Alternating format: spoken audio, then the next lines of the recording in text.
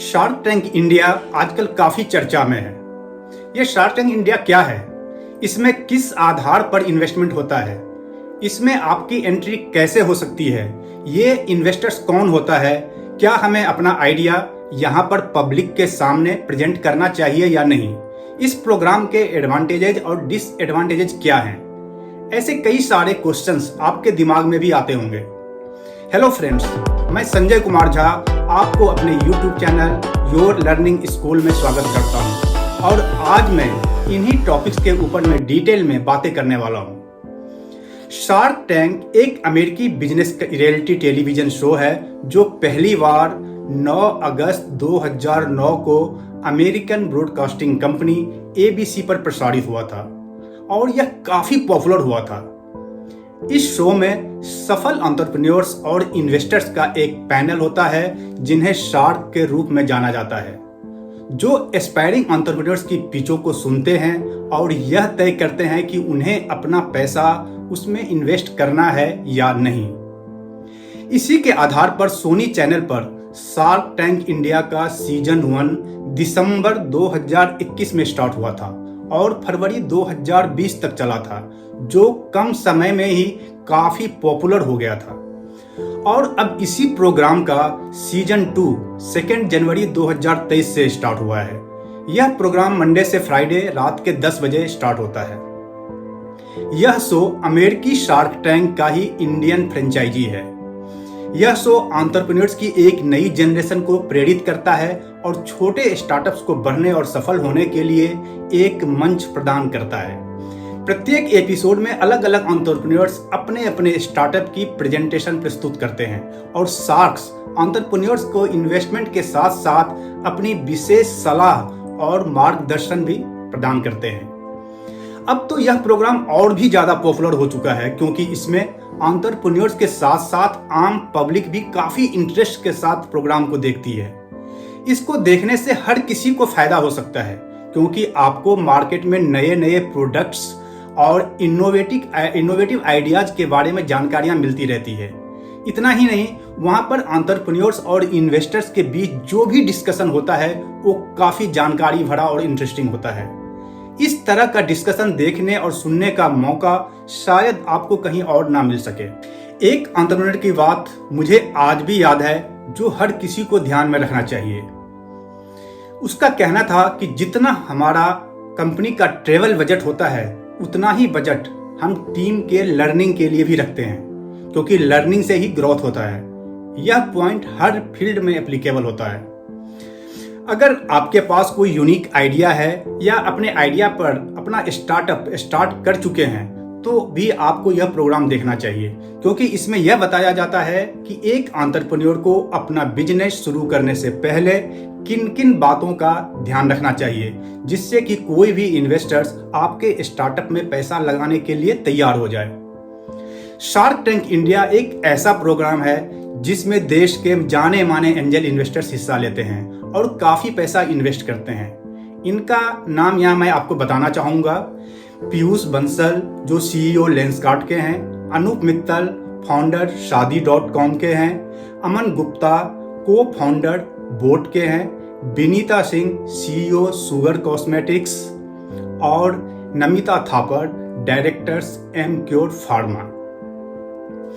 ये 5 के 5 sharks season 1 में भी पार्टिसिपेट किए थे और अच्छे खासे इन्वेस्टमेंट भी की थी। इस बार सीजन 2 में एक और शार्क अमित जैन की एंट्री हुई है जो कार देखो के फाउंडर हैं। स्टार्टअप कॉमेडियन राहुल दुआ सीजन 2 को होस्ट कर रहे हैं।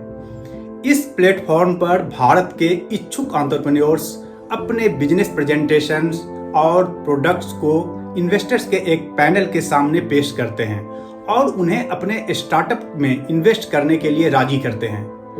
अगर उनका बिजनेस मॉडल इन्वेस्टर्स को अच्छा लगता है और उसमें उन्हें फ्यूचर ग्रोथ दिखता है तो वो उसका सही वैल्यूएशन लगाकर उस स्टार्टअप में इन्वेस्टमेंट का कमिटमेंट करते हैं, वो भी तुरंत।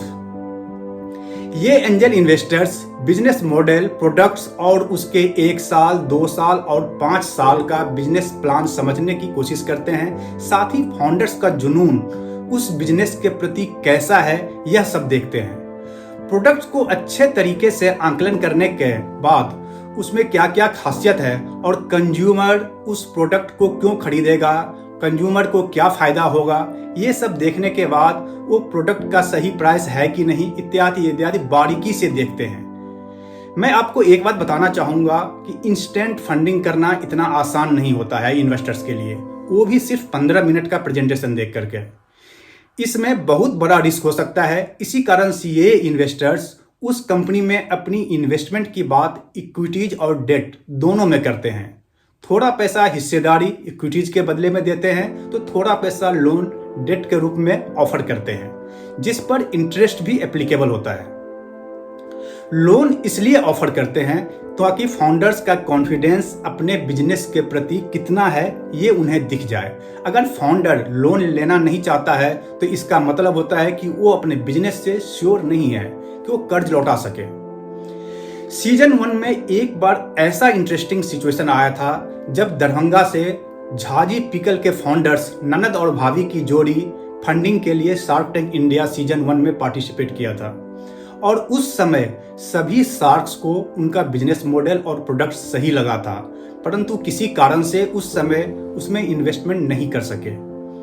बाद में शुगर कॉस्मेटिक्स के सीईओ विनीता सिंह और एमक्योर फार्मा के डायरेक्टर नमिता थापर को दरभंगा बिहार जाना पड़ा और उसके फाउंडर्स कल्पना झा और उमा झा से उनकी ही फैक्ट्री में मिलकर इन्वेस्टमेंट की बातें की। शार्क टैंक 2 में भी एक इंटरेस्टिंग स्टार्टअप आया हुआ था जो कि एक नॉर्मल साइकिल को 15 मिनट के अंदर एक इलेक्ट्रिक साइकिल में कन्वर्ट कर देता था, लेकिन उसके फाउंडर्स को शार्क टैंक से पैसा नहीं चाहिए था, सिर्फ उनका समय चाहिए था और उसके बदले में वो उनको 0.5% की इक्विटीज का ऑफर भी किया था। इसमें कई बार हमें शार्क्स की आपस में सहमत ना होना और उनकी ड्रामेबाजी देखने को भी मिलता है। मेरे हिसाब से यह सिर्फ शो को इंटरेस्टिंग बनाने के लिए किया जाता है। कई बार तो चालाक स्टार्टअप भी वहां देखने को हमें मिलता है जिनको उनसे फंडिंग की जरूरत नहीं होती है, इसीलिए वो अपने स्टार्टअप की वैल्यूएशन बहुत ज्यादा बताते हैं। अब आप कहेंगे कि अगर उसे फंड्स की जरूरत नहीं होती है तो वहां क्यों आते हैं? ऐसा इसलिए करते हैं कि वो अपने प्रोडक्ट को टीवी पर पब्लिक के सामने एडवर्टीजमेंट के रूप में फ्री में दिखाना चाहते हैं। इसमें से ऐसा नहीं है कि शार्क टैंक इंडिया में सिर्फ छोटे छोटे इन्वेस्टमेंट ही होती है। कई बार छोटे छोटे इन्वेस्टमेंट के साथ साथ अच्छी डील आने पर ये शार्क बड़े इन्वेस्टमेंट करने से भी नहीं चूकते। शार्क टैंक इंडिया सीजन 2 में सबसे बड़ा इन्वेस्टमेंट एक कंपनी में 42.93 करोड़ का हुआ था, जिसमें सिर्फ सारे शार्क एक साथ पार्टिसिपेट किए थे और नमिता थापर 10.25 करोड़ रुपए का इन्वेस्टमेंट करके इसको लीड किया था। इसके बाद पीयूष बंसल जिन्होंने 8.86 करोड़ रुपए का इन्वेस्टमेंट किया था। मैं आपको बता दूं कि नमिता थापर 10.25 करोड़ रुपए का इन्वेस्टमेंट करने वाली शार्क टैंक इंडिया की अब तक की सबसे बड़ी इन्वेस्टर है। अब प्रश्न आता है कि शार्क टैंक इंडिया में एंट्री कैसे करें? अगर आपको अपने स्टार्टअप के लिए फंड की जरूरत है तो इस प्रोग्राम में पार्टिसिपेट करने के लिए आपको सबसे पहले रजिस्ट्रेशन करना पड़ेगा। शार्क टैंक इंडिया पर रजिस्टर करने के लिए आपको सोनी लिव ऐप डाउनलोड करना पड़ेगा या फिर आप इसके वेबसाइट sharkttank.sonyliv.com पर विजिट करके रजिस्टर कर सकते हैं। इसका लिंक मैं नीचे डिस्क्रिप्शन बॉक्स में भी डाल दिया हूँ। उसके बाद OTP वेरिफिकेशन के लिए अपना मोबाइल नंबर एंटर करें। उसके बाद आपके पास 6 डिजिट का एक OTP आएगा, वो एंटर करें। साथ ही नीचे 6 डिजिट का एक नंबर जो पहले से वहां मौजूद है उसको भी एंटर करें। फिर सबमिट का बटन दबा दें। उसके बाद अपना प्रीफर्ड लैंग्वेज हिंदी या इंग्लिश सेलेक्ट करें। नीचे तीनों टर्म्स एंड कंडीशंस को टिक लगा करके सबमिट करें। उसके बाद इंस्ट्रक्शन पेज आएगा, उसको पढ़ें या फिर स्क्रॉल करके नीचे आएं और स्टार्ट बटन दबाएं। आगे नेक्स्ट करके सारी इंफॉर्मेशन भरते रहें। फॉर्म भरते समय यह ध्यान रखें कि जिस भी फील्ड में रेड कलर का स्टार मार्क होगा उसको जरूर भरें। बिना उसके भरे आप आगे के पेजेस पर नहीं जा पाएंगे। 10वें पेज पर जाने के बाद और सारा डिटेल्स भरने के बाद सबमिट का बटन प्रेस कर दें। सबमिट होने के तुरंत बाद ऑटो कन्फर्मेशन आ जाएगा। कुछ ही दिनों के बाद अगर आपका डिटेल्स उनको पसंद आएगा तो वहां से आपको नेक्स्ट लेवल का कॉल्स आना शुरू हो जाएगा, और उसके बाद अगर वो आपका प्लान शॉर्टलिस्ट कर लेते हैं तो फिर आपको वहां आने के लिए इनविटेशन भेजेंगे। प्रोसेस थोड़ा कठिन लगेगा, लेकिन ये सब इंफॉर्मेशंस इन्वेस्टर्स को जानना बहुत जरूरी होता है। उसके बाद का प्रोसेस तो आप टीवी पर देखते ही हैं। शार्क टैंक इंडिया को भारतीय स्टार्टअप इकोसिस्टम पर इसके पॉजिटिव इफेक्ट के लिए भी सराहा गया है। इस प्रोग्राम से एंटरप्रेन्योर्स को कई फायदे होते हैं, लेकिन किसी भी चीज में अगर फायदा हो और नुकसान ना हो, ऐसा बहुत रेयर होता है। इसमें भी फायदा और नुकसान दोनों होता है, लेकिन फायदा ज्यादा है। इसीलिए यहाँ मैं इसके कुछ महत्वपूर्ण एडवांटेजेज और डिसएडवांटेजेज आपको बताना चाहूंगा। सबसे पहले एडवांटेजेज की बात करते हैं। यह फैक्ट है कि शार्क टैंक सीजन 2 में 89% विनर्स वो हैं जो नॉन आईआईटी और नॉन आईआईएम बैकग्राउंड से हैं। यहाँ पर फाउंडर्स अपने बिजनेस के लिए एक्सपोजर और विजिबिलिटी प्राप्त कर सकते हैं। इस शो में इंस्टेंट फंडिंग का कमिटमेंट होता है। फाउंडर्स एक या अधिक शार्क से फंड प्राप्त करने में सक्षम हो सकता है। फाउंडर्स शार्क से गोल्डन एडवाइस और गाइडेंस प्राप्त कर सकता है। फाउंडर्स शार्क से जुड़ी कंपनियां या व्यक्तियों के साथ डील्स या पार्टनरशिप को सुरक्षित कर सकता है। फाउंडर्स अपने बिजनेस को बढ़ावा देने और कस्टमर को आकर्षित करने के लिए शार्क टैंक प्लेटफॉर्म का उपयोग कर सकता है। फाउंडर्स इस बात का अंदाजा लगा सकता है कि इन्वेस्टर्स के समूह द्वारा उनकी पिच और बिजनेस मॉडल को कैसे माना जाता है। फाउंडर्स अपने बिजनेस आइडिया और मॉडल पर रिएक्शंस और इंसाइट्स प्राप्त कर सकता है, जिसका उपयोग उसको सुधारने के लिए बाद में वो अपने स्टार्टअप में कर सकता है। साथ ही उनको अपने प्रोडक्ट्स और सर्विसेज में सुधार करने और बाजार को बेहतर ढंग से समझने में मदद मिल सकती है। शो के बाद फाउंडर्स बाहर और ज्यादा इन्वेस्टर्स को आकर्षित करके अपने बिजनेस पर फोकस करवाने में सफलता हासिल कर सकता है।